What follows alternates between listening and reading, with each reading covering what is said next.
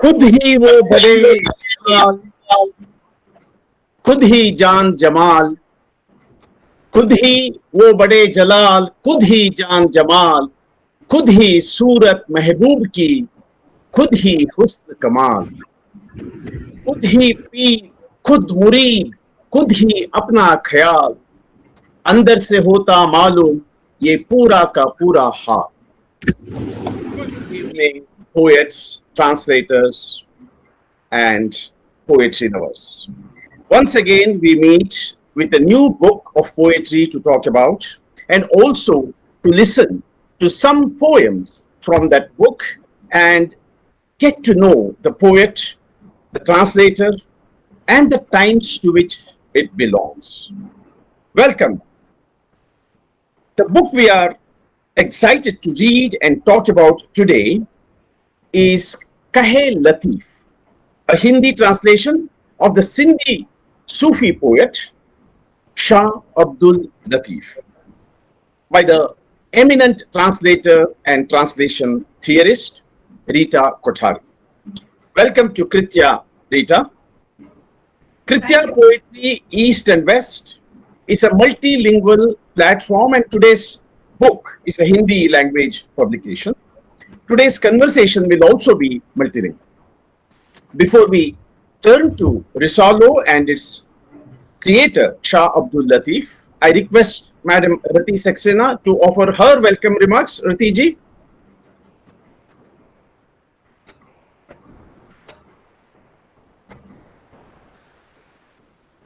Your audio is not on. नमस्कार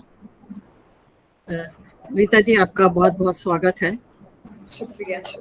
आपको शायद कृत्या के बारे में जानकारी नहीं होगी, लेकिन ये देश पहला पोइट्री फेस्टिवल है जो 2005 में शुरू हुआ था. कृत्या इंटरनेशनल पोइट्री फेस्टिवल 2017 तक ये जमीनी हकीकत था और ये सिर्फ पोइट्री फेस्टिवल था.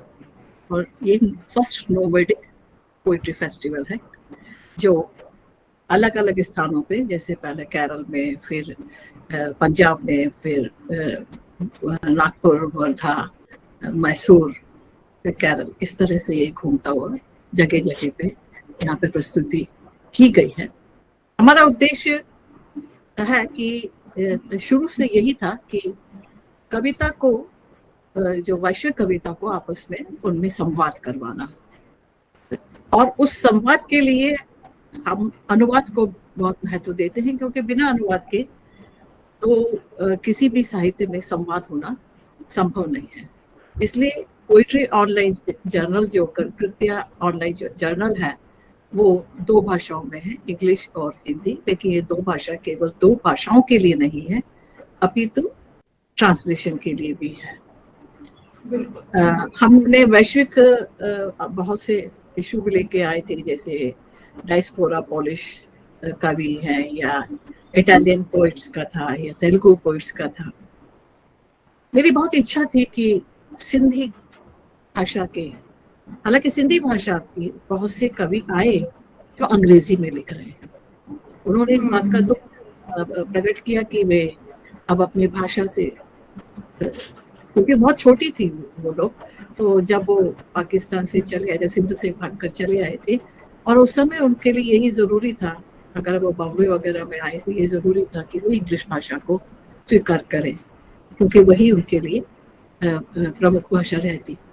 लेकिन अब वो चाहते थे कि वापस वे आए हिंदी भाषा के लिए. और मैं इसलिए इंटरेस्टेड हूँ क्योंकि मैं वैदिक स्टडी की छात्रा हूँ, और वैदिक स्टडी में जो हम मोस्ट एंशिएंट लैंग्वेज मानते हैं, वो खास तौर से इंडस वैली सिविलाइजेशन के आसपास वो सिंधी भाषा, सिंध भाषा को, जो हम चाहे उसको आज लोग बात समझे नहीं या ना समझने का दिखावा करें, क्योंकि ना ही समझना एक हमारी गलती भी होती है, हमारी कमी भी होती है. क्योंकि हिंदी का अपना तो कुछ खास तभी होता है ना जब वो कहीं से ले, लेकिन लेने की भी तो उसमें इच्छा होनी चाहिए ना. तो वो इसलिए हमारा सिंधी भाषा से के, तो ये बहुत अच्छा हुआ कि आप आई और कमलाकर जी ने आपसे इंट्रोड्यूस करवाया. दूसरी जो बात मुझे इसमें इंटरेस्टिंग ये थी कि मैं जब ईरान में गई थी तो वहाँ पर एक बलोच ईरानी कवि थे, बरखत बलोच। बरखत बलोच अंधे थे और अभी भी है, वो ऑनलाइन उनसे बात होती है कभी कभी वॉइस से, और बहुत लंबे तगड़े। तो उन्होंने बताया था जब कि मैं उस खानदान का हूँ जिस खानदान में पुन्नहु हुआ था। तो प्रसिद्ध जो प्रेम गाथा है, तब हम लोग तो हीर राजा ही समझ के रह जाते हैं। हिंदी वाले तो हम ज्ञानी हैं, तो हम लोग हीर राजा को ही सब कुछ समझ लेते हैं। हालांकि हीर राजा के लिए कहा जाता है कि ये दूसरे जो ईरानियन वगैरह जो इराक के लोग हैं वो कहते हैं नहीं ये तो हमारे उधर की है, कहाँ से आ गई कहानी। लेकिन जो भी है, सबकी कहानी होती प्रेम कथा। तो बलोच, मैं उनको बलोच भाई ही कहते, बरकत भाई। तो उनका आप उसमें देखेंगे भी, वो सिंधी भाषा में गाते हैं, यूट्यूब में उनका होगा, कभी कम ही होंगे लेकिन होंगे। तो उनसे जब ये बात पता पड़ी, पुन्नहु की कहानी उन्होंने बताई और इसके बारे में पता पड़ा, तो उन्होंने कहा कि ये तो बहुत अच्छी है। और जब मैंने आपका सामग्री पढ़ी जो कमलाकर ने भेजी थी, जो पुन्नहु की प्रेम गाथा के बारे में पढ़कर, दूसरी बात ये होती है कि जब आप फिलोसफी से जुड़े होते हैं, क्योंकि जब वैदिक स्टडीज का एक भाग बाद में फिलोसफी भी हो जाता है, और फिलोसफी जो है वो सूफीज्म और फिलोसफी, इसमें कोई अंतर नहीं होता। और सूफीज में भी जो फिलोसफी का भी प्रमुख आधार होता है प्रेम, चाहे वो दो व्यक्तियों के बीच के प्रेम के द्वारा उस शक्ति से और अपने प्रेम के बारे में बात करें, या फिर दो व्यक्तियों के प्रेम की बात करें। अभी उस प्रेम में सूफीज या जो से कहते हैं दर्शन होता है। आपने ही कहीं लिखा है कि जब उनसे पूछा गया लतीफ से कि आप शिया हैं कि या सुन्नी हैं, तो उन्होंने कहा मैं दोनों हूँ। हाँ, दोनों के बीच में हूँ। तो बीच में तो कुछ नहीं होता, तो मैं कुछ भी नहीं हूँ। यही बात है ना, निराकार जो है वही सूफीज में आता है, और वही बाद में हम लोगों को बहुत ही हमारे लिए बहुत महत्व जाता है। तो आज हमारे पास पूछने को तो क्या होगा, आपसे हम क्या पूछेंगे, क्योंकि आपने तो इसमें बहुत बड़ा काम किया हुआ है। तो मैं यही चाहूंगी कि आप ही, हाँ कमलाकर जी आपसे बात करेंगे बीच बीच में, लेकिन आपके पास ही माइक रहे। मैं बीच में एक बार कविता पढ़ने की आ जाऊंगी, बाकी मैं श्रोता के रूप में रहना ज्यादा पसंद करूंगी। तो आपका बहुत बहुत स्वागत है, और कमलाकर जी का भी बहुत बहुत स्वागत है। आपका बहुत बहुत शुक्रिया। लोग It's a privilege, friends, to welcome all of you to this session where we explore a remarkable literary and spiritual work, a classic, Kahe Latif, a Hindi translation of the classic Risalo of the great Sindhi Sufi poet Shah Abdul Latif. The Risalo, as many of you perhaps would know, is not merely a book. It's a living tradition emerging from 18th century Sindh. It's a great corpus of lyrical poetry that weaves together Sufi mysticism, folk narratives, music, the ecology and geography, in other words, the everyday life of a region. It's a text that speaks of wahdat, oneness of divine love, and of the seeker's annihilation in that love. This evening, we engage with this work through the lens of its Hindi translator, the distinguished scholar, writer, and translator Rita Kothari. Rita Kothari is professor and head of the Department of English at Ashoka University, a leading scholar of translation studies and a prolific translator, in fact. Her work spans literature, cultural studies, and border studies, with focus on Gujarat, Kutch, Sindh. She is the author of many influential monographs such as A Multilingual Nation and Uneasy Translations, Translating India, a number of others. And also, she has edited several key volumes. Rita has translated extensively from Gujarati and Sindhi into English. She has also translated into Gujarati and Sindhi, and now also into Hindi. So her research and teaching engage with partition, caste, language politics, and cultural dynamics of translation in India as well as world at large. Kahe Latif is not just a translation, as Rita herself suggests. It's a long journey of over 2 decades, an act of intimacy with a language, with a people, and with a tradition. Rita, welcome once again, and we are happy to have this conversation on your latest publication, Kahe Latif, a very important book. Let me begin with the most primary question. Who is Shah Abdul Latif? Why is he still remembered? Why does his poetry appeal to us even today? Please take your time and take us on a journey into Shah Abdul Latif, because it is true that in many parts of India, a certain kind of ignorance about Shah Abdul Latif is not uncommon. So, please enlighten us. Kamlakar, thank you so much. And I say this not only out of a sense of formality to you and to Ratiji. As I listen to both of you, I realize that this is probably a very, very rare occasion when this work and my engagement with it is being approached with an unhurried, leisurely, and highly sort of empathetic approach. And I think whether I deserve it or not is a separate question, but I certainly think that this language deserves it. And it moves me a great deal to think, as Ratiji was, when she was mentioning that Sindhi is one of the ancient languages, but what moves me is the fact that I continue to be asked, oh, so is it a language? Does it have a script? Sindhi, as you know, is written in the Perso-Arabic script. And I remember when I was doing research at the National Archives of Delhi, and I was trying to work on this figure called Jairam Das Daulatram, who was a very active member of the Sindh Congress, and partition had taken place.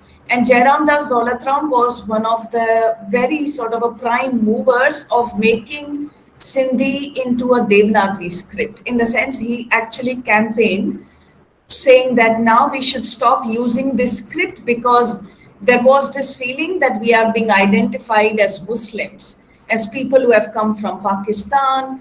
And and he felt that our script should be Nagari and it should merge with Indian languages and so forth. And so there was a huge pushback he received from certain people in the community. And there was a particular exchange of letters between a very well-known Sindhi woman writer, Popti Hiranandani, and Jairam Das Daulatram. And I was very keen to read this exchange of letters between the two. And I was doing research at the National Archives in Delhi. This is way back, Kamlakar, when I had not moved to Delhi. I was still teaching at St. Xavier's College, I think. And I managed to get the papers with much difficulty. And when I was going through it, somebody from the organization came to me and said, आप झूठ बोल रहे थे, आपने कहा कि आप literature पे काम करते हो, ये आप बॉर्डर का पढ़ रहे हो. Because she saw the Urdu looking script, and she thought that I was interested in some kind of controversial, some border issue, and she said, "आप तो border पे काम करते हो." So I explained to her. I said, "Ma'am, हमारी ज़बान ऐसे ही लिखी जाती है." And she said, "नहीं नहीं, आपने झूठ बोला है." And then I went actually to the director and I said to him, and he said, "I'm sorry, but finally when I got those letters, I got them in half. They did not send me a single full letter." And the reason I'm relating this incident to you is that it's been a lifelong experience of sometimes utter ignorance, sometimes utter neglect, or sometimes even like such imperialistic questions from certain communities saying, "Oh, but does it have a script? And does it have literature? And is it a community? Is it a religion?" So, as I said to Rati ji before we started, that न सिर्फ ये भाषा लेकिन इसके साथ जुड़ा हुआ सब कुछ हमारे लिए अनजाना है. And this is probably the first time that outside the Sindhi circle that I see a degree of knowledge, I see a degree of a certain kind of, I mean, respect is a strange word to use, but then I see that the questions are right. I see that it is coming from places where there is, I mean, Rati ji just now mentioned that Punu was a Baluchi, right, in the story of Sasui and Punu. And mostly people don't know this at all. But before I actually begin to talk about what this meant to me and why I wanted to be with this book and so forth, I'll come to the question that you have asked me: who is Shah Abdul Latif, and why is he still relevant, and why we've been, no, I don't want to say why are we talking about him, because this is the first time really that in many forums we are just about beginning to talk about him. So Kamlakar, in the 18th century, Shah Abdul Latif was not the first and the only Sufi poet of his time. He himself comes from a very long tradition. His grandfather was a well-known Sufi. First, we need to understand that Sindh, of all the regions in the Indian subcontinent, has the biggest and the most unbroken, most interesting tradition of Sufism. It is after Iran, or along with Iran, it is probably one region which has had where the biggest गाली, so to speak. अगर किसी के बारे में अपशब्द कहना हो या गाली कहनी हो तो आप कहते हैं कि ये कैसा इंसान है, बेपीर है, मतलब उसका कोई पीर ही नहीं है. He doesn't have a master. He is not a disciple of anybody, and not to be anybody's disciple was considered to be so kind of disrespectable in Sindh. So the Sufis played a very big role in Sindh, and Sufi did not, while it meant what we understood usually for it to usually mean, which is that it is a tradition of mysticism, but the Sufi orders of Sindh were also very, very powerful orders. In the sense, even politically, they had a lot of control over people, over land, at a certain point, even over seats in the legislative assembly. So there's a very interesting book by Sarah Ansari, which talks about the Sufi power of Sindh. And so I'm not here only romanticizing a certain kind of a Bollywood Sufi of swirling dervishes and everything is great, that kind. I think all I'm trying to underscore here is the fact that Sufism उसके सिंध की मट्टी में बसा हुआ है और उसके हर पहलू उसका बसा हुआ है. न सिर्फ उसका एक तसव्वुफ से रिश्ता है as in its relationship with mysticism, but उसका जो पावर के साथ रिश्ता है, its relationship with who gets to be the sajda nashin, who gets to have a certain kind of a gadi, and who will therefore be in an influential position as both a spiritual political leader. That is a very, very big tradition. But what also happens in Sindh, and which is what makes Shah Abdul Latif who he is and why he's so relevant and so forth, that hitherto The other Sufis who preceded Shah Abdul Latif, they had not written, do not have this such a big compendium. You will find few verses here and there. In fact, another very well-known mystical writer of Sindh is Sachal Sarmast. And Sachal Sarmat is also very, very well known. And he's supposed to have been a disciple of Shah Abdul Latif. And Shah Abdul Latif is supposed to have said at some point that this cauldron on which food is being cooked, it is Sachal Sarmast who will remove the lid of this cauldron, which means he will let all the fumes fly. But Shah Abdul Latif was the only one who used stories the way he did. So the Risalo is also so popular because, as Rati was saying earlier, the Risalo makes use of folk narratives, love stories. And so the Risalo has come to symbolize the folk tradition of Sindh, its memory of the land and its various stories, and the luxuriant way in which Shah Abdul Latif describes over something like 3,000 verses an entire manner of experiencing Sufism, but by suffering, by the idea that a certain kind of unbearable, melancholic suffering is actually a good thing. It brings us closer to divinity. I mean, you already talked about how the seeker is also annihilated in the process. Shah Abdul Latif gives us stories of not just love, but of grief. And there is something about the quality of grief in this work that I have not found anywhere else. And maybe we return to grief much more than we return to fulfillment.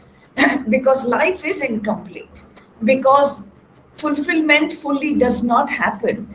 And in some sense, the self and the fulfillment are in an oxymoronic relationship, that we cannot have fulfillment while the self has not been annihilated.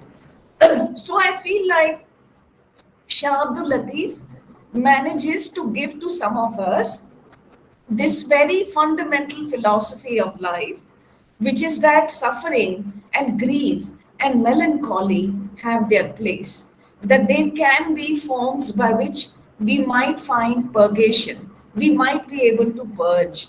But I also think Shah Abdul Latif became what he did because he sung all the time. So when you go to the Bit Shah, where his mausoleum is, you will find singers singing day and night, every minute, every hour of the day. And then they go into a trance, and that whole tradition of singing Shah Abdul Latif's surds is a very, very evolved tradition, and only some people can do it. And there are only certain musical instruments that are played at that time. And it is like considered to be one of the holiest places in Pakistan. That also keeps it alive. But what also keeps it alive is that Shah Abdul Latif is an inseparable power, presence of the oral tradition. Now we know that the Vachanas are a part of oral tradition. We know that Kabir is a part of oral tradition. So we know that Guru Nanak is a part of oral tradition. But what makes this particular oral tradition so different is that it absolutely cuts across religion, class, mass, and all of that. That you will not, for instance, in the UP, now that I'm living in the north, I can see that how important Kabir is, in a way that Kabir was a figure we studied in textbooks back when I was in Gujarat. I grant all of that. But I still feel that among the very elite, for instance, you will not find an exuberant oral tradition, whereas in Sindh, whether it is a politician or an industrialist or a cattle breeder or a shopkeeper, the poorest of the poor, in fact, especially the poor, the Jat community, for instance, is supposed to be the biggest singers of Shah Abdul Latif.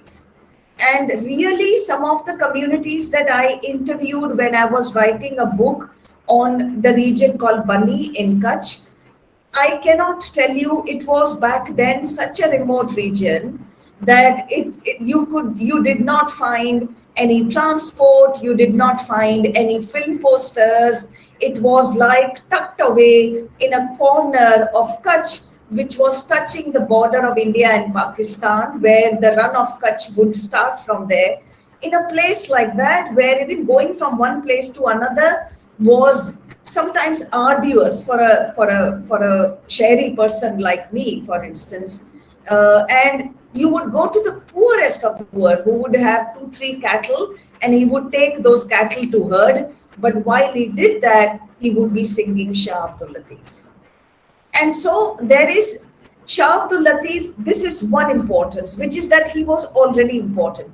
But what also reinforces his relevance and his importance, that in a very polysemic manner, मतलब शाह अब्दुल लतीफ के कई अर्थ बन गए हैं.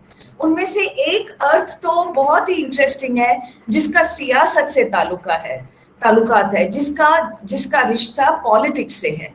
So, for instance, when Pakistan is formed, you know that the nation Pakistan has been formed by making Muslims of different hue and color, of different linguistic groups, of different regions, feel that they all have something in common, and that Pakistan would be the expression of that commonness. Now, whether that kind of, what shall I say, that kind of a consolidated theology worked or not, but what also worked for many people was that, oh, this is a new nation, it will give us opportunities that we have hitherto not had. And so we will be able to find more jobs, more professions, more money, and what have you. Now, when Pakistan is formed, the point is that it is formed on a presumed idea of commonness. And while that commonness may exist in varying levels, the point is there is a very big ethno-linguistic nationalism in Pakistan. So the Baluchis have been pushing back against the dominance of Urdu, which is the national language. The Sindhis for long have been pushing back against the dominance of Urdu, and Sindh in particular managed to shrink a lot once Pakistan is formed, because Karachi, the contours of Karachi changed. Right? And it began to be inhabited by a lot of immigrants who went from here to Pakistan. So Karachi became a center of the Muhajirs and so on. The Sindhis, in their physical, linguistic, symbolic fight against establishment, invoked Shah Abdul Latif. For them, Shah Abdul Latif is their nationalism. And so it is a bit like what Tagore is to the Bengalis, but it is also some days a little more than that, because it is not, as I said, restricted to the books you read. In fact, there is a very strong suspicion in Shah Abdul Latif himself about books, about textual knowledge. You know, he says in the Risalo, he says that अक्षर पढ़ अल्फ जो व्यावर का सब विसार, एक अलिफ का अक्षर पढ़ो बाकी सब भूल जाओ. You know, पंहिंजे अंदर जो उजाड़ पन्ना पढ़ंदे केतिरा, अपने अंदर को जगाओ पन्ने पढ़ोगे कितने तुम, which is something that even Kabir says, right? पढ़ पोथी पंडित भया न कोई.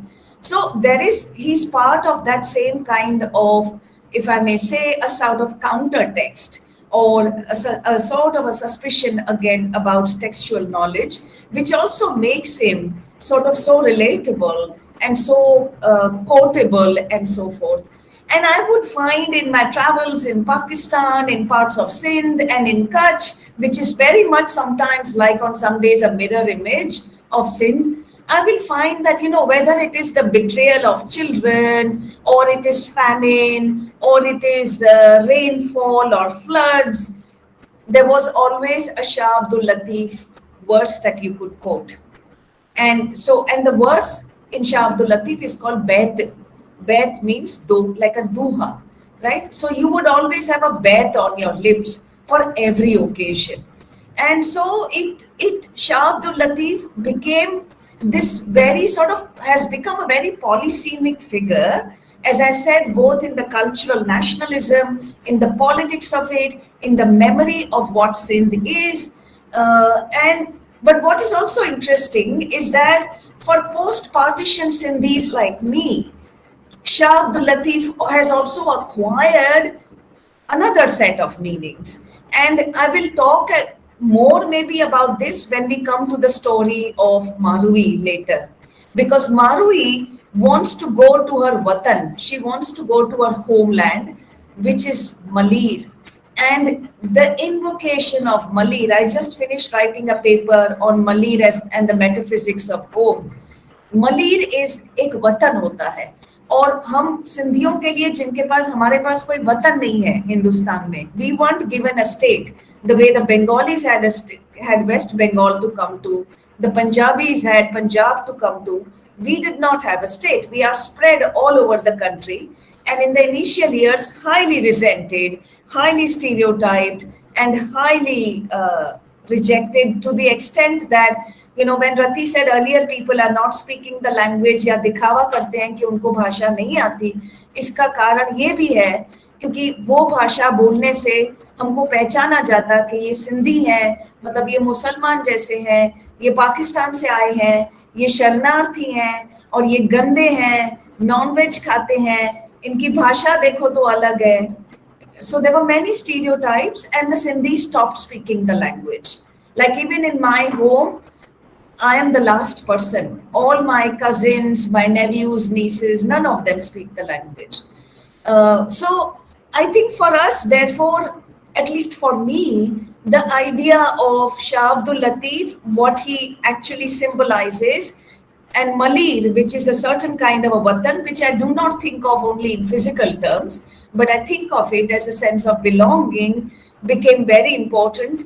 And I see a lot of post-partition writers of a certain generation. I do want to say this imagery is very, very emotive for a certain generation who think of Malir and who think of Shah Abdul Latif with this constant sense of a twinge, of this pain, saying that we are wrenched out of our history, we have lost our language, we do not feel a certain kind of cultural, historical continuity at all.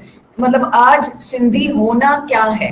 तो आप Instagram पे देखोगे तो Y सो Sindhi, Sindhi scribbles, कई लोग Instagram handle वगैरह होते हैं, रोज एक शब्द रखा जाता है कि इसका मतलब आपको पता है, and then there'll be a little paragraph on what that word is, or there will be sometimes an explanation of why we eat Sindhi curry, you know, what are our recipes. It has become a pastiche.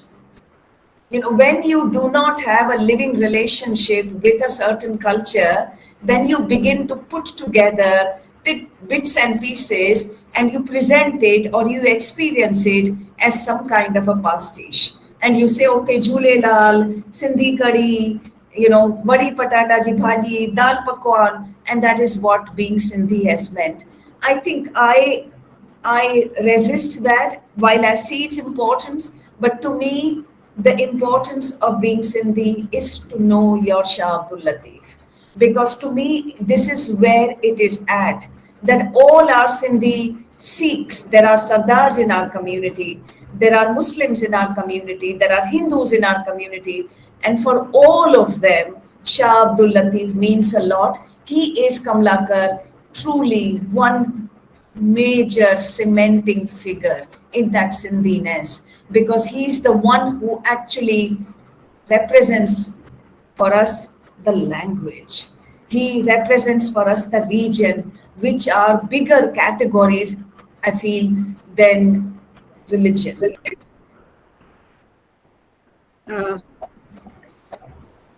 Thank you Rita. मैं आपको एक बात बता देती हूँ. हाँ जी. ये जो वैश्विक विद्वानों ने जो एक रूप रखा और इंडियन हिस्टोरियंस ने उसको फॉलो किया, वो ये पूरी तरह से भूल गए कि हमारा अधिकतर लिटरेचर ओरल ही रहा है. जी. उन्होंने ये जो चीज है, क्योंकि मैं वैदिक स्टडीज की छात्रा हूँ अब, तो वैदिक लिटरेचर को आज तक वो नहीं मानते हैं। वो आए थे घोड़े पे सवार आर्य और उन्होंने कर दिया, मंत्र रचने शुरू कर दिए बिना उसको समझे, बिना उसको जाने कि वो कहाँ से निकले होंगे, कैसे निकले होंगे, और उसको आज तक वो एक्सेप्ट नहीं कर पाते हैं हिस्टोरियंस, क्योंकि उनके लिए वो ओरल लैंग्वेज थी। तो ओरल लैंग्वेज का कोई इतिहास ही नहीं मानते जब तक वो रिटर्न नहीं है। ये स्थिति सिंधी भाषा के लिए भी हुई, जबकि सिंधी, वो जैसा कि आपने बताया कि ये सिंधी भाषा कोई एक भाषा नहीं थी, ये पूरे एक एरिया की, सब जिसे हम सिंध कह रहे हैं, तो वो पूरे एरिया की भाषा थी। और उसके लिए लिपि की जरूरत नहीं थी, जैसे कि वैदिक संस्कृत के लिए लिपि की जरूरत बहुत काल तक नहीं रही है, बहुत बाद में ही उसकी लिपि बनाई गई, लिपि में उसको रखा गया है। ये स्थिति राजस्थानी के साथ भी हुई है। राजस्थानी के जितने भी लोक संगीत है या लोक साहित्य है जो पाली में उससे पहले के हैं, उसके बावजूद भी राजस्थानी भाषा को आज तक केंद्र ने राजस्थान में राजस्थानी भाषा को भाषा का स्वरूप नहीं दिया। देश में नेपाली भाषा है लेकिन राजस्थानी भाषा नहीं है। तो इतना बड़ा राजस्थान है जिसका इतना बड़ा साहित्य है, देश में सिंध तो है ही नहीं। और तो वो बिखरे बिखरा में, जैसे आपने बताया, कड़ी और इसी में दाल पकवान, इसी में वो अपने आप को प्रकट करते रहते हैं, क्योंकि उसके पास कोई चारा ही नहीं है। और उसको उसके लिए एक पूरा की पूरा हिस्टोरिकल ग्रुप तैयार है कि जो इस बात को नकार दे, क्योंकि लिपि नहीं है। लिपि से मतलब क्या है? ये लिपि उन लोगों के लिए थी जो लिख रहे थे, या जो बहुत जैसे सुमेरी संस्कृति है जहाँ पर कुछ लिखा गया था, लिखा तो यहाँ पे भी गया होगा, लेकिन हमने उसको महत्व नहीं दिया। हमारे लिए ओरल जो भाषा थी वो उसका महत्व है। ऐसा नहीं है कि उन्होंने लिखा नहीं होगा, हो सकता है ब्राह्मी लिपि का प्रयोग किया हो, या जो इंडस वैली सिविलाइजेशन में जो लिपि आज तक खुली नहीं है वो शायद लिपि रही हो, उसके बारे में रिसर्च तो किसी ने नहीं की। लेकिन क्योंकि ओरल दृष्टि से, क्योंकि ये जो संस्कृतियां हैं या ये जो गीत है, ये आम आदमी के थे, आम आदमी तक जाते थे, चाहे वो सिंध के हो या सिंधी भाषा में आते हो। कबीर भी आम आदमी का है, कबीर भी ओरल ही है, कोई उसका लिखा हुआ तो अब लिखते हैं हम लोग, और मीरा है, कबीर है। और यहाँ पर राजस्थानी भाषा, हालांकि मीरा को ले लेते हैं कि हिंदी में, हालांकि वो भी ओरल ही है। तो ये सब जो ओरल के रूप में उनको नकारना, उसमें हमारी एक तरह से हमारी पराजय है साहित्य की और इतिहास की और हमारे वैचारिक चिंतकों की। तो मैं तो सिर्फ इतना ही कहूंगी कि आप जो बहुत अच्छा काम कर रही हैं, और मैंने और भी लोगों को देखा है, कुछ मेरे परिचय के लोग थे जिनका वो क्या काम कर रहे थे मुझे पता नहीं, लेकिन वो सिंधी साहित्य एकत्रित कर रहे थे। और मैंने ये नहीं कहा कि वो बोलना नहीं चाहते हैं सिंधी, उनको सिखाया ही नहीं गया ना, क्योंकि जब बॉम्बे में आ रहे आपको लिए सबसे बड़ी समस्या होती है नए शहर में नौकरी की। तो नेचुरली वो अगर एक पीढ़ी तकलीफ पाती है तो वो चाहती है कि दूसरी पीढ़ी को तकलीफ ना हो, तो उनको अच्छी शिक्षा देना चाहती है। तो उसमें वो ऐसा नहीं है कि वो सिखाया नहीं गया है या वो खराब लोग, ऐसा नहीं है। एक तो पुरानी संस्कृति है। मैं आपसे एक ये भी कहूंगी कि आप अब्दुल लतीफ के बारे में बात कर रहे हैं, लेकिन और भी थोड़ी सी करिए। शायद कनाडा में भी एक सिंधी लिटरेरी फेस्टिवल होता है। कनाडा में मुझे एक उनके फेस्टिवल डायरेक्टर मिले थे कहीं पे, और कई जगह पे इस पे काम हो रहा है। अगर सब मिलकर एक साथ काम किया जाए तो इसका प्रभाव अच्छा होगा, और समकालीन लिटरेचर को भी इसमें जोड़ा जाए तो अच्छा होगा। समकालीन लिटरेचर पे भी काफी काम होता है, और ये भी नहीं है कि सब कुछ ओरल ट्रेडिशन में ही था, क्योंकि सिंधी भाषा तो मतलब सिंधी का साहित्य तो काफी पुराना है। तो ये तो शाह अब्दुल लतीफ को 19वीं सदी में अर्नेस्ट ट्रम्प जो हैं, पहली बार he manages to put together the Risalo in an official form. But I mean, I have translated partition stories of Sindh. So it's not as if one is only like thinking of Shah Abdul Latif.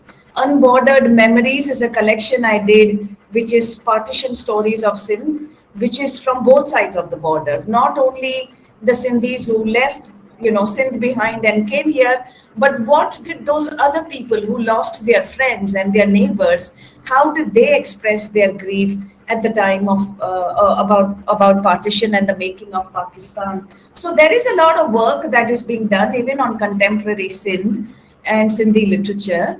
I think I was only trying to situate the significance of this particular Risalo and this particular writer, since Kamlakar wanted to know what makes him so important even today. And I think I just wanted to say that there are many meanings invested in this particular figure. So even though I read Sundri Uttam Chandani, Popti Hiranandani, and many other writers, and Hari Dilgir and so forth, I was so scared to actually do anything more with the Risalo. I've been reading Risalo for many, many years, but I went to it each time as somebody who will sort of nervously read a little bit and then move away saying, oh my God, it is difficult, but man, it is fascinating. And you don't actually think that you could be at a stage where you would say, you know what, it will be my Risalo, but I think I will go ahead and do this. It took me many, many years, almost 2 decades, to say, mera apna rishta hai isse. That I'm not claiming to be the Shah Abdul Latif scholar, but I can say that I have some intimacy with it, that there are some meanings in it which I have made my own. So I think now allow me to kind of talk a little bit more, maybe about the structure of the Risalo, unless Kamlakar, you have something else in mind. I can't hear you. Voice nahi aa rahi. Yeah, I was going to come to this very point. Your journey with Risalo, how it began, and at what time it became something beyond a kind of a casual interest or even a professional interest, and became something like a calling. I'm going to come to that, and I'm also going to come to the other point about the structure of Sufi. But just before that, before we turn to per se, I have one more question. About Shah Abdul Latif and his let me not say contribution, but his how he relates to the Sindhi language and to its tradition. Obviously, as you pointed out, he was not the first major Sindhi poet. There was already a tradition and also a tradition of writing in Sindh in other languages like Arabic and especially Farsi, and specifically even in Sindh. My question is, what did he do to this tradition? How did he renew it? Did he do some kind of, did he revise that tradition? Did he forge a new form or something? Or what about the form itself? The bite in which he writes, is he remaking that, or is it something that is given to him and he's kind of continuing that in the established form? I'm interested in how Shah has renewed Sindhi language and Sindhi verse. Okay, Kamlakar, are you able to hear me? Yes, I can hear you. Because my electricity just went off, but I'll continue to speak, okay? Okay. Yeah, so I think he renewed the form, he renewed the narrative, he brought, as I said, for the first time into this poetry, love stories, and especially women characters, and which had never been done before. What he also did was that he was heavily influenced by Rumi. And so we find in Shah Abdul Latif an influence of Rumi. We also find in Shah Abdul Latif an influence of the Quran. But another thing he did, which nobody else had done before, which is that when you come to some of the surahs at the end, Surah Ramkali, for instance, He is interested in the yogis of Gorakhnath. He is interested in the Kanfatta yogis. He follows them on their journey as they go to Hinglaj, and he writes about them as well. So there are people who will claim Shah Abdul Latif is very much like a Vedantic, like somebody who believes in Advait, and he's very much like a Vedantic poet. Then there are those who would believe that Shah Abdul Latif is the Rumi of Sindh, right? So what he does is to bring the most many forms of hybridity together, Kamlakar, and makes it into a storytelling also. And then he makes the Risalo singable. So the entire Risalo is divided into 30 suras, and each of these is a particular mood. The Risalo begins with Sur Kalyan, and Sur Kalyan is very much like the auspicious beginning, right? And when you read the very opening verse of the Risalo, it is almost like reading the Quran. On the other hand, it is also very much like an invocation the Ved, or an invocation of a play, or any kind of poetry. But how does he actually make this tradition? Let me explain this a little bit, Kamlakar, through this very first. Let me do a slightly close reading for you in the very first kind of sur, which is the Sur Kalyan and the opening verse of Shah Abdul Latif's Risalo. I'm going to read out to you in Sindhi, and maybe you can read it out, Kamlakar, in Hindi. You have the book before you? Yes, I have. Okay. So maybe you can read it out in Hindi. Let me read out to you the Sindhi first. Aval Allah, Alim Ala, Alam Jo Dhani, Kadir Penji Kudrat Se, Kayam Ahe, Kadeem, Wali, Wahad, Wahda, Razik, Rab, Rahim, So Sara, Sacho Dhani, Che Hamd Hakim, Kare Pana Kareem, Jodu, Jod Jahan Ji. Right. Yeah, just read the Hindi. अल्लाह जो है सर्वज्ञ सृष्टि का मालिक, कुदरत कायम उससे सर्वश्रेष्ठ और शाश्वत, अद्वितीय अनूठा वहीद है वो, रब रहीम, करो उसकी सराहना, उसी से जुड़ा और सजा जहां. Lovely. So, what is special about, now for instance, this could be the beginning of Al-Fatiha in the Quran. It is a beginning basically saying God is all powerful, He is all knowing, He is omnipresent, and it is through Him that everything is made, and so on. And what is important as you hear it is that words like Aval, right? Aval is first, sabse pehle. Now, when you hear this, Aval Allah, Alim Allah, you hear the and the and the and the right? This alliteration also makes Shah Abdul Latif very recitable. So what very often Latif does, he will make use of sometimes sibilants, sometimes assonance, sometimes alliteration, but you will find certain kinds of sounds repeating, which also people repeat a lot then. And so when he says, Aval Allah, Alim, Ala, Alam Jo Dhani, now when you hear the word Dhani, then a Sindhi knows that this is our Sindhi man.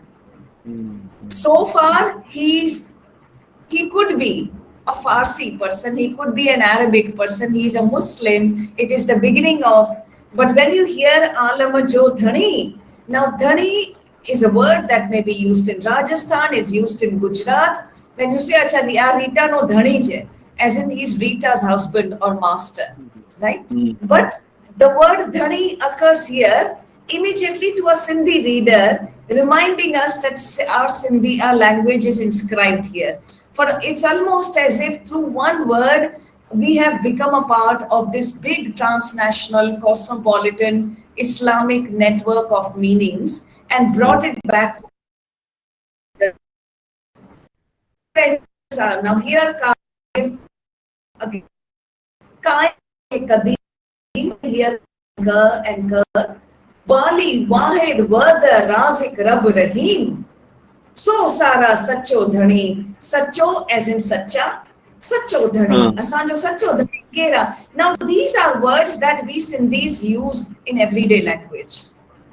Like my mother would say, "Put Sacho Dhani the wo chego na."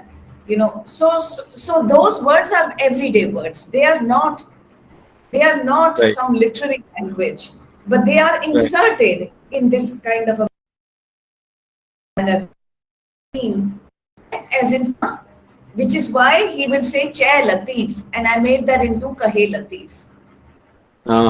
So these are words of everyday, and when I translated this, obviously I wanted to make sure that there is a certain degree of alliteration, there's a certain repetition of sounds, but I also had to be careful because this is the beginning of the Quran, and I cannot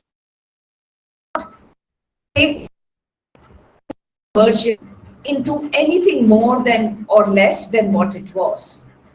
It had to be just so. So Aval Allah, जो है सर्वज्ञ सृष्टि का मालिक, कुदरत काया मुझसे सर्वश्रेष्ठ और शाश्वत.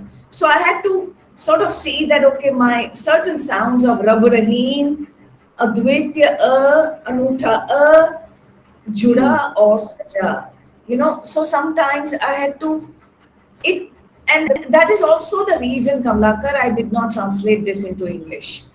There are many translations of Shah Abdul Latif. The Germans have done it, the French have done it, the English have done it, and they continue to do it.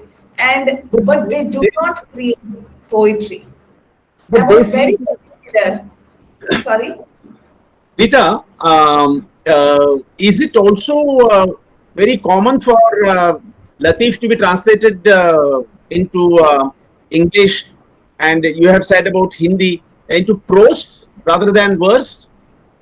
So the latest one in the Murti classics, Christopher Shackle, he does it in almost a prosaic form. He doesn't maintain poetry. And there are people, there's Elsa Kazi, there are people, Anne-Marie Schimmel, who have tried poetry, but that poetry reads in a very archaic fashion. And I feel like for somebody who's being quoted by ordinary people, it cannot be that archaic. Correct, yeah. So this is then the Sur Kalyan, and the entire Risalo has these 30 surs. Every sur has subsections in it, which is called Dastan. Which is called Dastan. Now, we know that the word Dastan means a story, but Shah Abdul Latif also thinks of Dastan as section heading. So there will be Dastan 1, Dastan 2, Dastan 3, but a sur will have one major theme. So for instance, Sur Kalyan, its theme is the all-knowingness of God. It is the supremacy of God. And so we continue with this theme for a moment. For instance, he says, in the same sur, he says, Wahda la sharik le, jin uton se iman, tin manyo Muhammad karani, kalab saan lisan, ui faik me farman, avtari kadina auliya. And this, I think in Hindi is, जिन्होंने कहा ईमान से, it should be that one. Second one, right? Yeah. जिन्होंने ईमान से कहा वही मेरा रब है और न कोई पूज्य प्रभु. So these words, Kamlakar, wahda la sharik le, it is from the Quran. So the rest is Sindhi, but that particular verse is straight from the Quran. And it is not my place to translate, obviously, because it is the Quran. So those lines I took from the Hindi Quran. जिन्होंने ईमान से कहा वही मेरा रब है और न कोई पूज्य प्रभु, अपनाया मोहम्मद को उन्होंने, सबक माना उसे संसार का, बड़ी उनकी गरिमा, वह न हुए कभी Gumrah. Now in Sindhi, for instance, words like avtari ken olia, avtari thena is to be led astray. It is such a colloquial word. Most Sindhi people in this country now would not know this word. Only people in their 70s and 80s, they will have used this word at some point. But really speaking, these words are not known anymore. Okay. So there is also, to me, this was also one way of actually teaching myself that Sindhi, which is sort of that register which is gone from us. And Yeah. it's interesting that, Sorry for interrupting. Tell me also about whether the Sindhi verses have clear rhyme scheme. Number one. Number two. What about the difference in number of lines in these bytes? Is that part of this particular structure? And number three, you earlier in your introductory remarks, you touched upon the history of its compilation. I was interested in knowing whether it was ever written down by him or by his disciples during his lifetime, and then he didn't write it down. Okay. So, what is this? What is the history of its compilation? These three queries have. So his disciples wrote down, and it wasn't clear to anybody until you had in colonial Sindh, the British began to, because they would hear about it all the time, right? So they felt that there had to be one official version of Shah Risalo. But up until then, there were many other, maybe slightly put together, written manuscripts, but Shah Sahib did not write it. Apparently, there is a legend that Shah Sahib actually, when he found out that his disciples were writing, he went and threw all of it into the river Indus. And he said, do not quote me and do not write me. I see. So much after his death, people must have written it down out of memory. And in the 19th century, the Germans and the English begin to put together certain official versions. And it is out of those versions then that the Sindhis themselves, and believe me, the scholarship of Shah Abdul Latif has been predominantly Hindu. It is the Hindu Sindhis who did some of the finest work on Shah Risalo.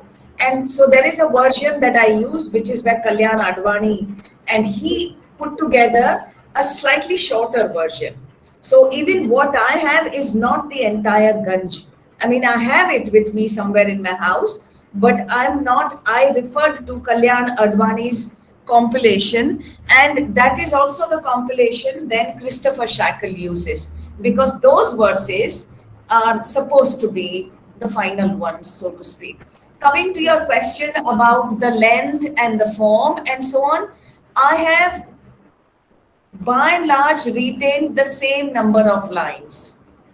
Okay. But there are also lines, for instance, at the end of every sur, there is a much longish verse which is called the Y. And the Y manages to put together the entire mood of that particular sur. And there are very specialized Y singers of Sindh. So they will sing it is a very different style of singing, you know. When you hear it, for instance, try Y singing from Shah Abdul Latif, and you will see they will sing in this manner of saying na na la ma la, and then they will begin. You can't hear the words, and I did not actually use the Y here because I wanted verses that have meant something to me. So while I took some of the very popular ones also, but I've also taken verses sometimes which I felt were very important for what they were saying. So it is a bit of a slightly individualistic collection, but nobody would say that okay, Rita has not included the most famous ones. That is not the case. Yeah. Right.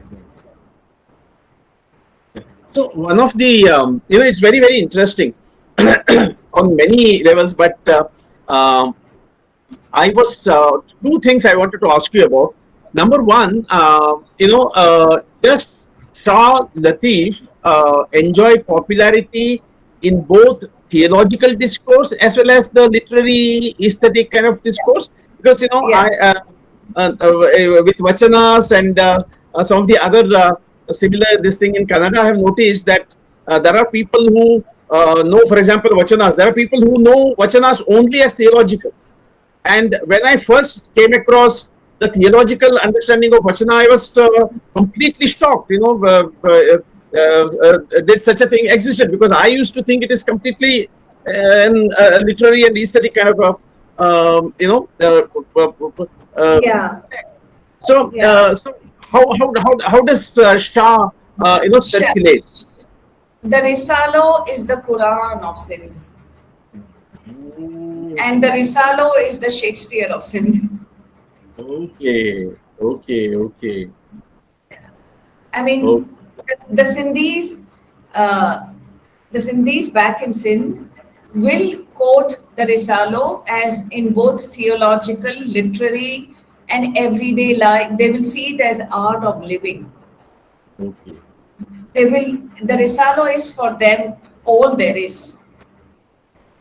There is no other. There is no other religion. There is no other text. This is it. Yeah.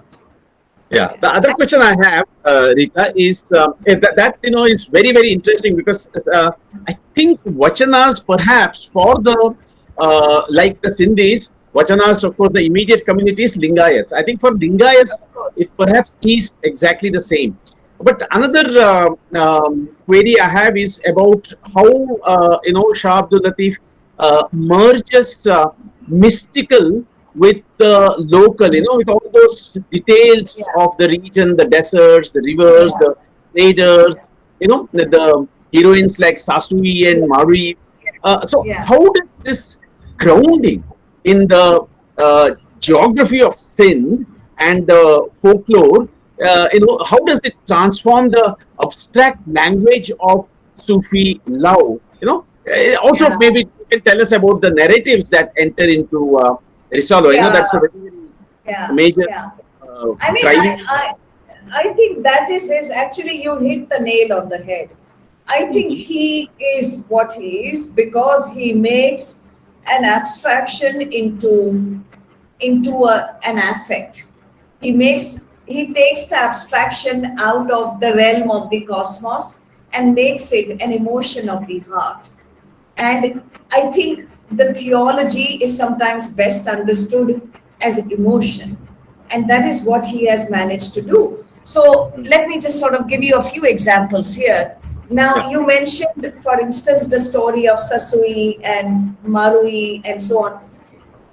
Sasui is, like, in today's context, I'm sure people would begin to kind of interpret this in a very presentist term. Sasui was born to Brahmin parents. And we are told that there was a prophecy about her that she would bring disgrace to her family. And the parents drown her in water. Now we are familiar, right? We have heard other narratives also like this. And Sasui is then brought up by a dhobi, by a washerman. And she grows up to be a beautiful woman. Shah Abdul Latif, these stories were well known. Shah Abdul Latif did not create them, by the way. All he did was to reinterpret them. So Shah Abdul Latif does not sit down to tell us the story of Sasui and Punu. The story was known to his listeners. But Shah Abdul Latif will begin by describing that how Sasui was suffering.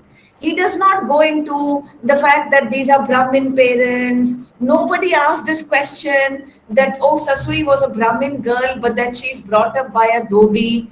These categories are not important here at all. What is important is that when Sasui grows up, she meets someone called Punu, who comes from Baluchistan. And it's a trading family. And he sees Sasui, falls in love with her, and they marry. Again, this is something Shah Abdul Latif does not sit to narrate to us. We know this. The story was known. And when Sasui and Punu marry, and there are many tests that Sasui's father also puts before Punu. And this is what makes, sometimes we approach these categories with the simplicity of that characterizes a lot of our politics today. So, for instance, Punu is being tested by Sasui's Dhobi father because the Dhobi does not think Punu is good enough for his daughter. Now, you would have thought that Punu is the son of a big merchant from Balochistan. Obviously, he's superior, both in terms of caste and class, but that is not important here. And Punu is being put to test. Does Punu know how to wash clothes or not? If he doesn't, then he can't marry this Dhobi's daughter. So Sasui comes up with a trick, and she teaches Punu how to wash clothes, and she gives him one asharfi, one gold coin. And she says, when you wash it, go and give it to my father. He'll see the gold coin and he'll be so happy that he will be willing to accept you as the son-in-law. And this is how the two of them get married. On the night of the marriage, there is a lot of revelry and people drink and so forth. Once again, we know this from the folk story. Next morning, when Sasui wakes up, Punu's brothers have come and taken Punu away while he was asleep. They had intoxicated him and they take him away. Shah Abdul Latif's story, Kamlakar, begins here. Shah Abdul Latif says, Sasui, what were you doing sleeping so soundly? Why were you so oblivious? And so you know that sleep is not only sleep as we understand. That sleep is what in Sufism is called neende gaflat. It is that sleep, the one that makes you forget why you are in this world, because we are constantly asleep. And God comes, goes away, but we are oblivious. We are blissfully asleep. And that is why God has gone. And now that we have woken up, we see that our God is no more beside us. And so Sasui's journey, Sasui begins to, then Sasui says that who were these camels who took Punu away? How come I didn't hear their sounds? What kind of thieves are these? And Sasui then begins to complain. And Shah Abdul Latif reminds Sasui that you leave the city of Bambor. Sasui, this is not going to, you will have to go look for him. Go chase your man. And Sasui, although she's a woman, and this is her Maika or her, Shah Abdul Latif reminds her, lazy one, go find your man. And she's made to walk. And when she's walking, Kamlakar, there are dastan after dastans where Sasui is walking in the heat and in the rain and through the valleys and through the mountains and at night and during the day. And just as Akama Devi says, what will I do with these clothes? He tells Sasui, give up your modesty. This, you have to find your beloved. And Sasui goes, and she, all the time, she's thinking that, okay, I must be this low-born. Main kami nahi thi. That, I lost my man. And it is interesting that she's using caste slurs for herself. One would think technically she is the upper caste, but those calculations don't work here at all. In the pre-modern world, we need to kind of have a, and so she walks, and somewhere she says that, while I looked for Punu, I realized Punu is within me. Andar jo betas, the Punu the mumea. And she realized Punu is within her, and she says, Sasui, where's the Sura hoya? It's as if this whole story is made so conveniently for the Sufi philosophy itself. Yeah. I mean, for that symbolism of Sufi philosophy. Yeah. And so then people sort of think, men will also quote the melancholy of Sasui with this kind of emotion.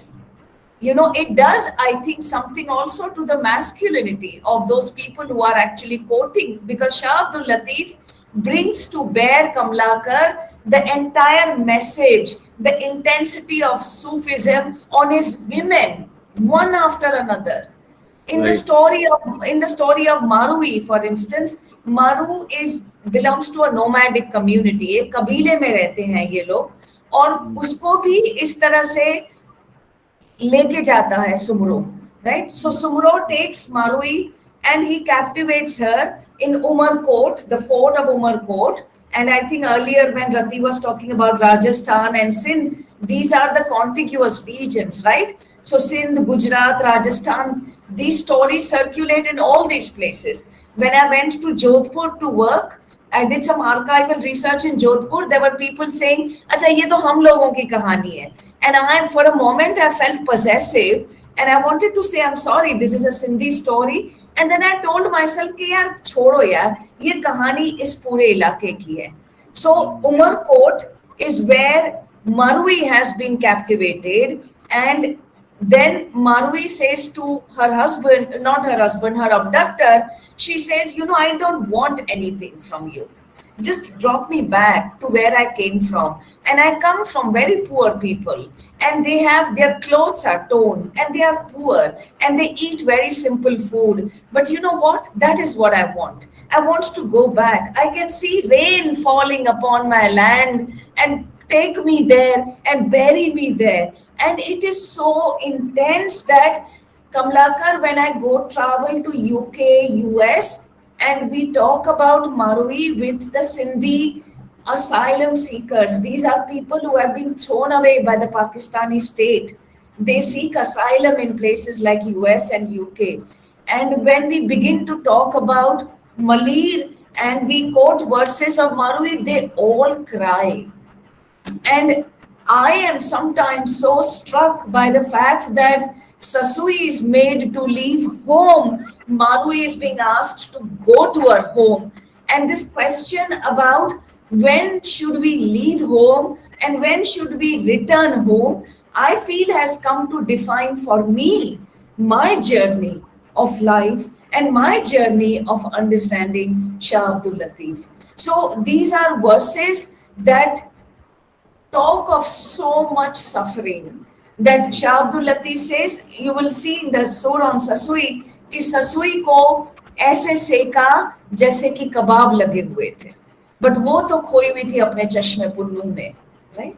So the idea that इतने दुख आएंगे कि हाथ से उंगलियां cut जाएंगी, सिर ढूंढूं तो सर नहीं, धड़ ढूंढूं तो धड़ कहाँ गया, कहाँ गई कटी हुई उंगलियां, कलाइयां वहदत में गुम हो गई, विलीन हो गई. This idea that there has to be so much suffering that I just don't exist.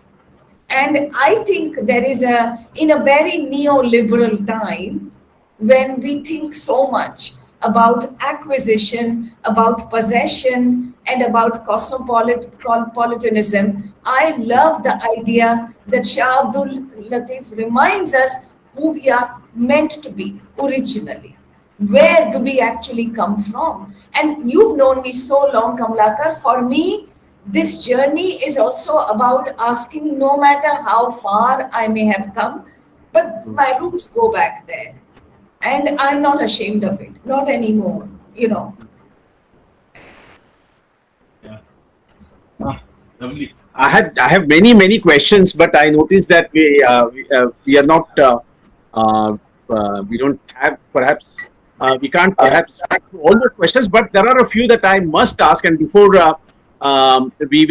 before we ask Ratiji to read the ones that she likes, there is one question that I must ask you, and then we'll ask Ratiji to recite some verses if she wishes to, which is that, coming to the heart of your work, translation. There are one or two questions I want to definitely ask about that, which is that, you mentioned that earlier Hindi translations were accurate but lacked poetic life, and also there are a lot of prosaic translations.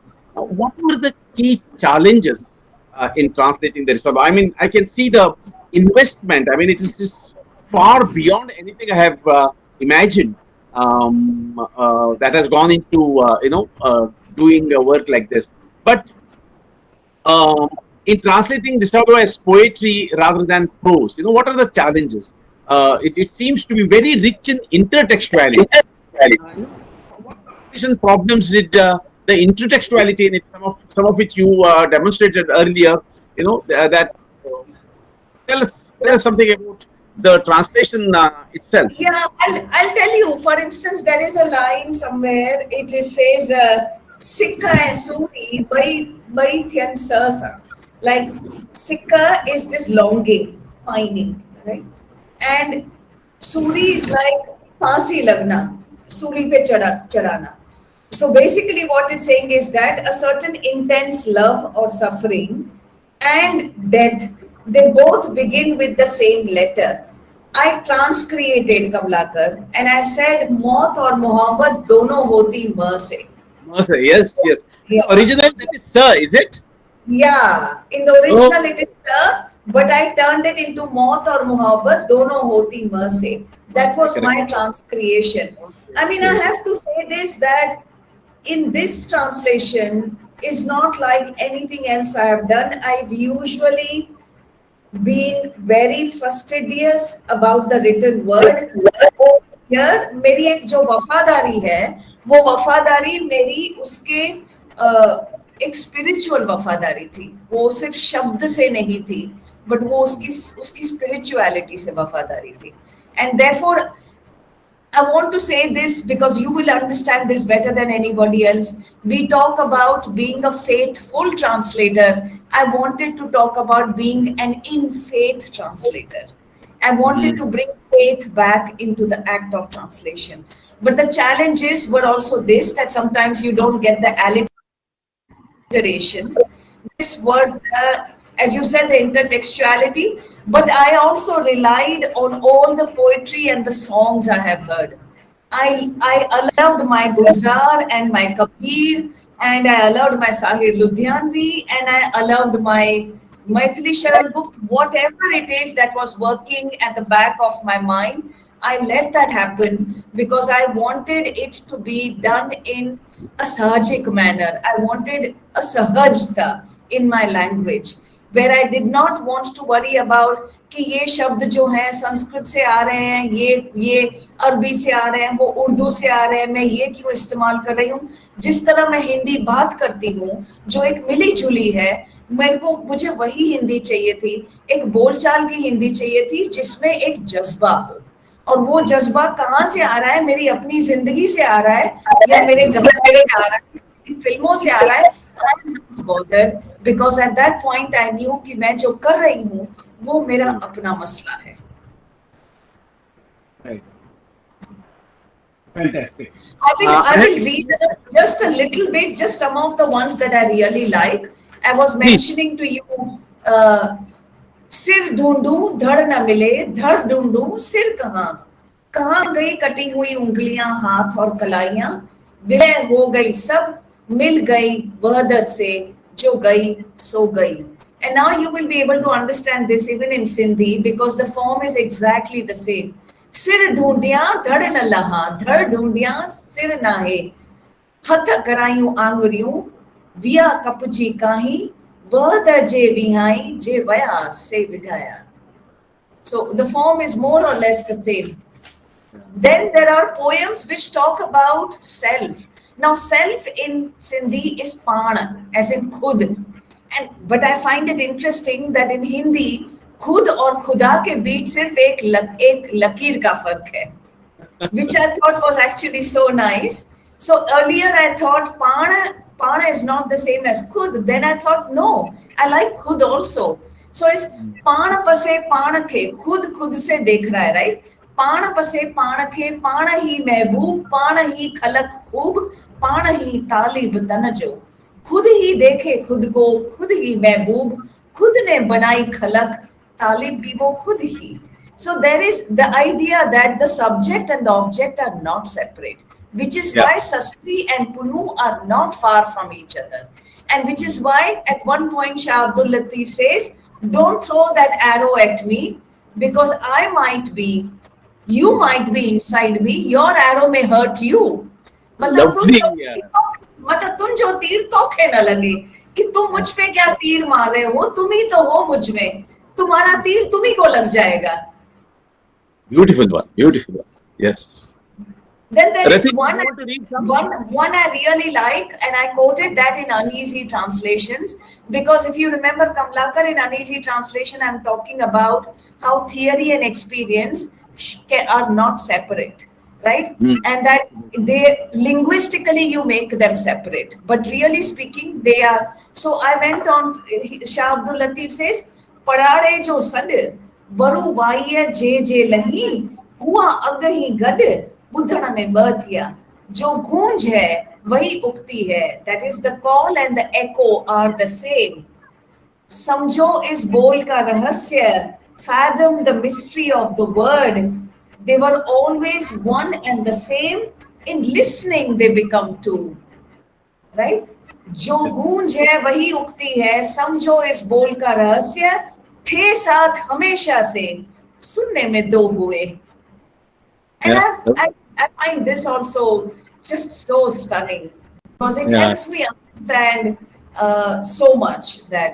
But I can pause a little bit if you Rati wants to read something. Or Yeah, let us listen to Rati's sure. favorite ones also. Ahead. Rati ji, would you like to read one or two verses? Actually, when she was speaking, it was so wonderful. So I was just listening everything, and I really like the way she was explaining things. Yeah, I get very, very involved. That only I will read, and especially Sasui, what she has explained also. A little bit I have taken copies from there. This is her translation. I have a small question which I will ask afterward.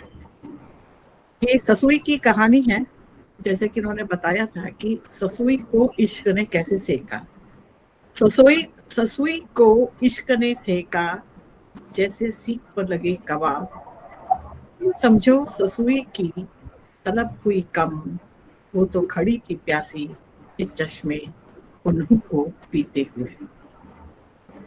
Sassui न समझी पुन्ह को चाहती थी वो, उसके करीब जब पहचाना पुन्ह को, जाहिर हुआ उसका आपा। एक ब्राह्मण लड़की ने गंवाई अपनी पहचान, बनी ब्राह्मण से बलोच और। तपती हवाएं चली, जला सगजारा, कराहें उठी आकाश से, हाय रे हाय पुन्हों के जाने से मनाया पक्षियों ने मातम। ग्वालों ने बहाए आंसू, पशुओं का दर्द विषाद के मारे, जानवरों ने की मौत कबूल। रेगिस्तान रोया, तड़पा, चीखा, पुनः पने पने। प्रकृति में भीषण वन से लिया साथ ना बूंद पानी, पहाड़ बरसे मुझ पर आग जैसे, लगे लू लाचारों पर। कहे लतीफ आओ यहाँ साजन, जहाँ हूँ मैं अकेली। थोड़ा सा और है। घने पेड़ भीषण वन में, घूमे नीले नाग उधर, कहे अब्दुल लतीफ करते हैं आशिक जद्दोजहद जिसकी, ना क्रोम ना कबीला, राह दिखा उसको रहबर। आज धोऊंगी मेरे कपड़े, मरूंगी मैं गेरुए रंग से, मैं बनूंगी जोगन माँ, रोको मत, आज अपने बलोच के लिए पहनूंगी बड़ी बड़ी कानों में। ये आपका ही अनुवाद है, पढ़ने में मुझे बहुत अच्छा लगा। मेरा एक सवाल समझ देख सकते हैं या मूर्खतापूर्ण सवाल समझ सकती हैं। ये तो 14वीं शताब्दी के है ना लतीफ, तो जहाँ तक मेरा ख्याल है 18वीं 18th सेंचुरी। अच्छा, 18th सेंचुरी की। मेरा ख्याल है कि अगर खोजा जाए तो उससे पहले भी सिंधी साहित्य में या सिंध के साहित्य में बहुत कुछ मिल सकता है। अब ये मुश्किल ये है कि खोजा कैसे जाए, क्योंकि लतीफ के तो बहुत से उनको चाहने वाले बन गए होंगे, तो उन्होंने मौखिक परंपरा में उसे जीवित रखा। क्योंकि सिंध भाषा, जो सिंधी भाषा है, सिंध की जो भाषा है, वो इतनी नई नहीं है कि जो 18वीं सदी से ही शुरू होती है, ये काफी पुराने पीछे तक जाती है। तो अगर खोजा जाए तो हो सकता है, कोई जरूरी नहीं कि खोजा ही जाए, लेकिन होगा जरूर। बट रति जी, ये दावा तो मैंने किया ही नहीं है कि शाह अब्दुल लतीफ सिंध के पहले कवि हैं। मैंने तो कमलाकर से शुरुआत में ही कहा था कि उनसे पहले तो लंबी ट्रेडिशन है, और उनसे पहले तो चाचनामा भी लिखा गया था, जो सिंध में जब अरब आते हैं और सिंध को जो इस्लाम की तरफ जो सिंध का झुकाव आता है, उसकी पूरी कहानी चाचनामे में लिखी गई है। So I did not even claim that he is the first poet. People have worked on even. मैं ये कह रही कि आपने क्लेम किया है, मैंने ये कहा कि इसको खोजा जा सकता है। अरब भी तो 6वीं शताब्दी के बाद ही जो इस्लाम, अरब जो आते हैं, तो अगर 6वीं शताब्दी से पहले आते हैं तो अरब है, लेकिन जब बाद में आते हैं, जैसे केरल में अरब पहले आए हैं, लेकिन जब उसके बाद में आते हैं 6वीं शताब्दी में, तब वो इस्लाम को लेकर आते हैं। उससे पहले इस्लाम भी नहीं। ऐसा लगता है, ये मैं नहीं कह रही कि आपने खोजा नहीं होगा, मैं तो ये सिर्फ जानना चाहती थी कि ये इनके बारे में कैसे जानकारी मिलेगी। देखिए, शाह अब्दुल करीम जो शाह अब्दुल लतीफ के दादाजी थे, काजी कदन जो शाह अब्दुल लतीफ से पहले हुए थे, इस्माइली गिनान जो 8वीं सदी से हमको मिल रहे हैं सिंध में, तो किसी जमाने में तो बौद्ध साहित्य भी शायद हुआ होगा वहां पर। So I am saying there were things that, और लोग खोजने वालों ने खोजा भी है। मैंने उस पे काम नहीं किया है, मैंने चाचनामा जरूर पढ़ा है, मैंने काम नहीं किया है, but he certainly not the first one. या नाम क्या है? चाचनामा? क्या नाम? हाँ, चाचनामा। हाँ जी, ठीक है। Rita, if you permit, I would like to read one or two of my favorite ones. There are many actually, but just one or two. I can't hold myself back. So let me read one or two, and then I'll ask a few more questions. At least one very one question that I really want to ask. But before that, let me read one or two. देने से दुख होए न देने से राजी, देने से दुख होए न देने से राजी, सूफी वो हुए जो न होने को लेकर चले। सूफी नहीं है कूफी, कोई न समझे उसे, उसकी जंग है अपने आप से, न दिखे किसी और को। सूफी बनता दोस्त उनका जो करते बेल उससे, सकल सृष्टि ढूंढे उसे जो बसा सुंदरता में, जो समझे इस बात को रूमी कहे वो न बोले कुछ। सकल सृष्टि ढूंढे उसे जो बसा सुंदरता में, आया इंसान कहां से रूमी कहे देखो जादू कैसा हुआ। There are many more that I really would have, but there is this one more question that I must ask. You know, reading passages from Risalo, one is struck by its intensity. You know, the imagery of the gallows, the offering, the paradox of pain as joy. You know, how do modern readers, perhaps unfamiliar with some of them Sufi idioms, approach this language? You know, what are the various ways in which audience have from different regions, you know, from Pakistan side of Sindh, and Sindhis who have migrated elsewhere to India and elsewhere, and how have they responded to Shah Latif? In other words, I was also interested in knowing about the diversity of reception. That's a good question. You know, I think like in my travels to many Hindu Sindhi diasporas, I don't find beyond a certain, except the generation that actually went from Sindh to those places, I don't find the rest knowing Shah Abdul Latif that well. They may They may have heard of him, but they don't know what it is. I think there is some of my siblings, Kamlakar, studied Shah Abdul Latif in school.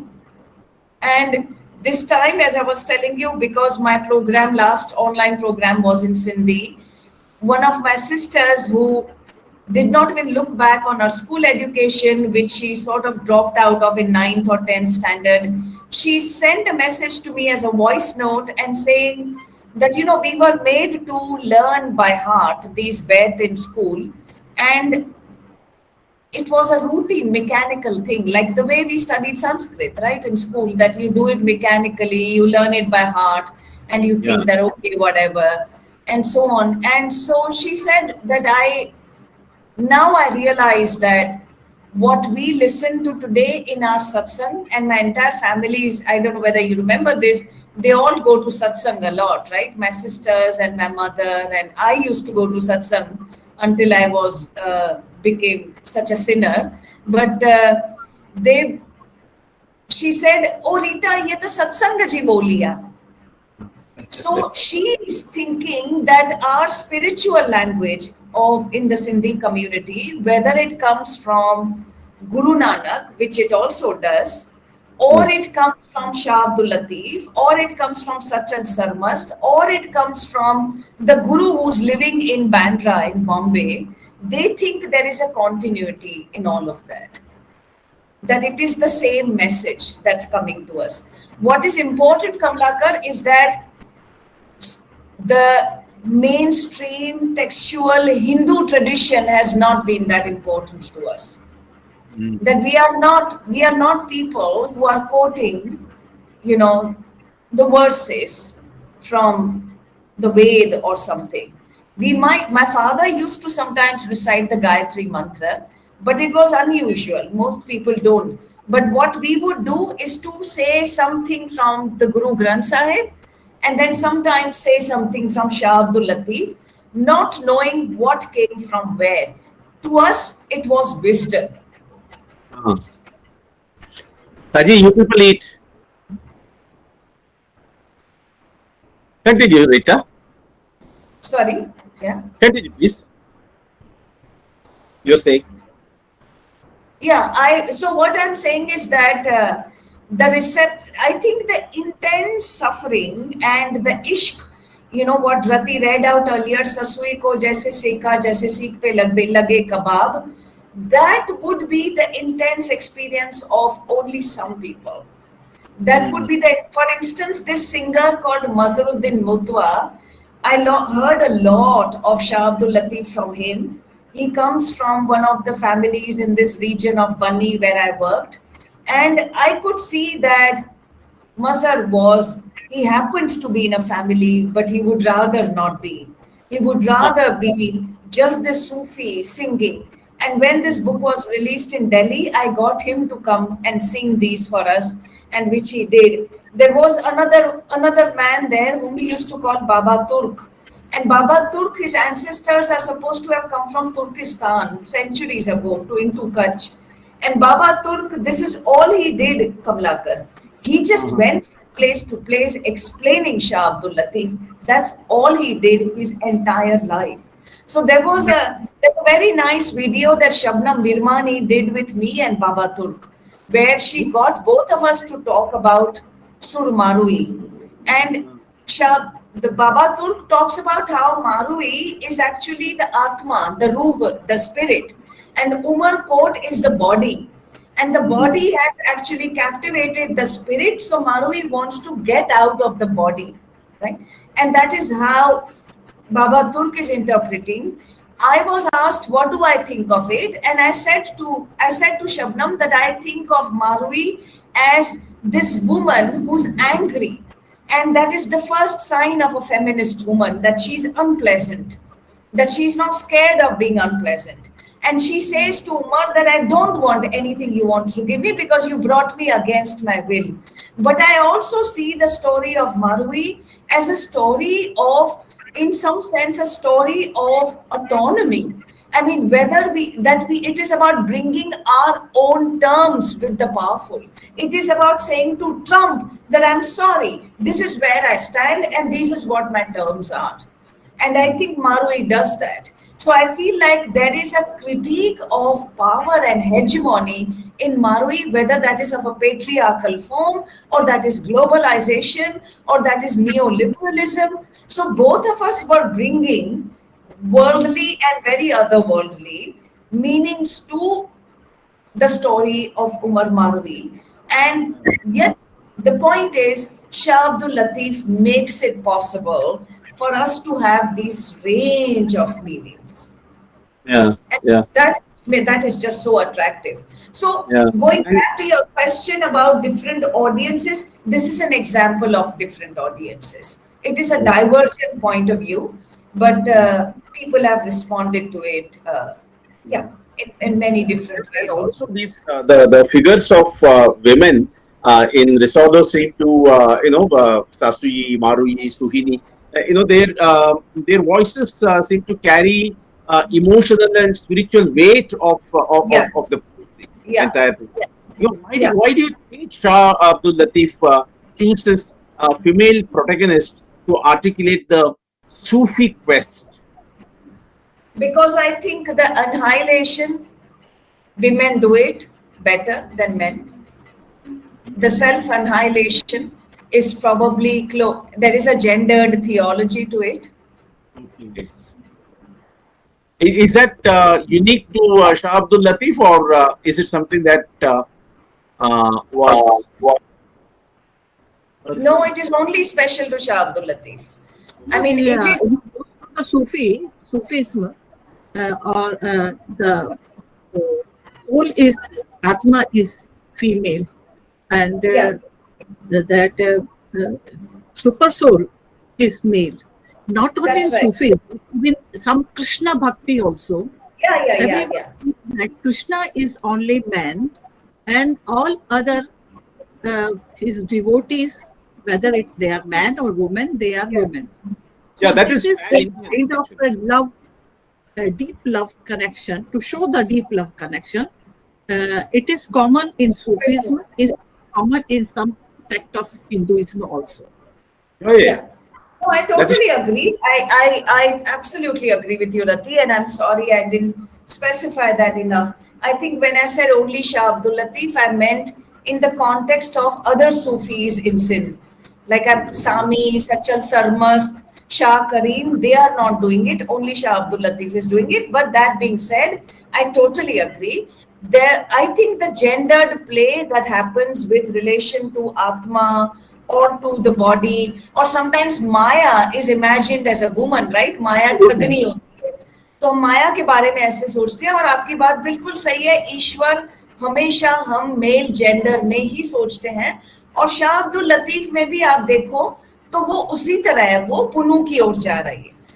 But what I find interesting is कि लेकिन उसको मतलब पुनू सचमुच में थे कि नहीं थे, ये भी एक सवाल है.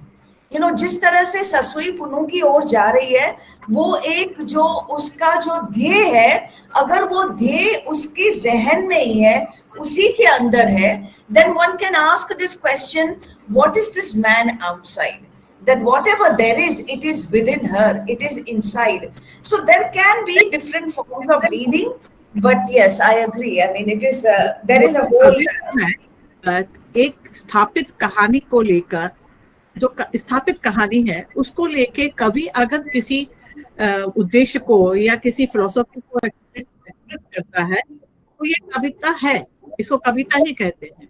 जैसे आप संस्कृत साहित्य में भी आप ये सोचिए कि कहानियां चल रही हैं लेकिन वो फिलोसॉफी हो रही है. तो ये एक तरह से एक्सप्रेशन है. तो पुनु संभवतः हो भी सकते हैं, या लोक कथा भी हो सकती है, या माइथोलॉजी भी हो सकती है, but it was already common in common people, so it is easy for them to understand and connect with.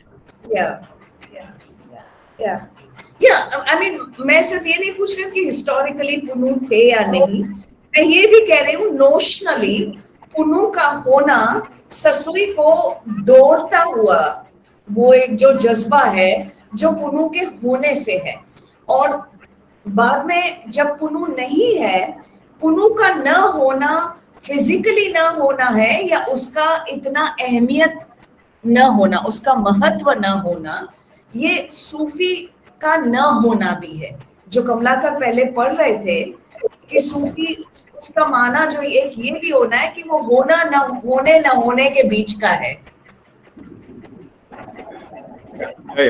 I see that even in Shishunal Sharif, that is the a lot of things that you are saying now was connecting me with Shishunal Sharif. Yeah, this is something that we see across the board. I have many more questions, but I think we will have to bring it to a close now. Yeah. And I hope we'll be able to find another opportunity to, converse with you on those questions. I'll think about that. Thank you so very much, Rita. It has been a very, very enriching conversation. Thank you indeed. Thank you. And, congratulations on this Thank very, you to very. you. Thank you to Rati. And very generous of you to spend so much time with me. Rita, ये बहुत अच्छी बात है Bye-bye. कि हमारे जो पाठक हैं वो बहुत डिटेल में समझेंगे और सूफिज्म और उसके कनेक्शन को जोड़ेंगे। और आज जिसकी जरूरत है, we need this in this time because everything is so poisonous. We need to understand that how we connected to each other, to different culture, different languages, different. We are doing the same thing. वेदांत भी है तो Sufis में ही है, वो सब एक connected है। तो आपने स्तुति दी है कमलाकर जी, आपको बहुत बहुत धन्यवाद। आप हमेशा बहुत अच्छे इनवाइट करते हैं, तो आपने कमलाकर जी, आपको भी बहुत बहुत धन्यवाद। और रीता, आप से फिर से कभी मुलाकात होगी और फिर से कुछ सीखना। I would love to, बुलाइएगा किसी दिन, मिलिएगा, आइएगा। हाँ, और दूसरी बात ये कि मैं ये भी चाहूंगी कि अगर आपके यहाँ कोई मॉडर्न सिंधी पोइट्स हैं, है ना, जो सिंधी में थोड़ी आधी दूरी सिंधी में भी लिखकर फिर उसके हम हिंदी, क्योंकि सिंधी के साथ में हिंदी के अनुवाद हम प्रस्तुत करेंगे। मैं विमी सदारंगानी का नाम तो सुना होगा, शी इज अ पोएट। नहीं, लेकिन हमारा कनेक्शन नहीं है ना उनसे। आप उनको मैं आपको विमी का फोन नंबर दे दूंगी और मैं विमी से बात करके रखूंगी। तो हम उनको, जब हम अपने, क्योंकि हमारा जो दूसरा इसका स्टेज है वो है पोएट्री ईस्ट एंड वेस्ट, तो हम ये लिखते हैं वेस्टर्न यानी यूरोप से अमेरिका, यूरोपियन कंट्रीज या अमेरिकन कंट्रीज में, मतलब खाली अमेरिका नहीं, अमेरिकन कंट्रीज या यूरोपियन कंट्रीज से दो पोइट्स को बुलाते हैं और दो पोइट्स हम इंडिया से लेते हैं। तो मोस्टली लैंग्वेज हम डिफरेंट करते हैं, जैसे एक साउथ से, एक नॉर्थ से, एक हिंदी का बुलाते हैं। हम चाहेंगे कि सिंधी के कवि भी आए, और आप कमलाकर जी से कनेक्शन कांटेक्ट में है ही, तो आप इंट्रोड्यूस करवाएंगे तो बहुत अच्छा लगेगा।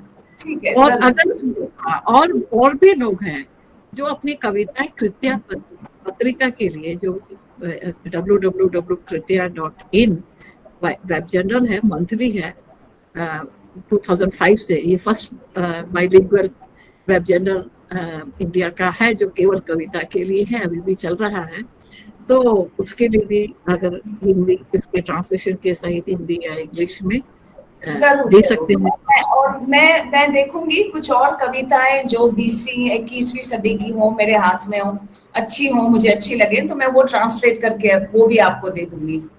बहुत शुक्रिया आपको। वास्तव में हम लोगों का भी एक तरह से कनेक्शन, या हम लोगों का भी संसार है वो बढ़ता है।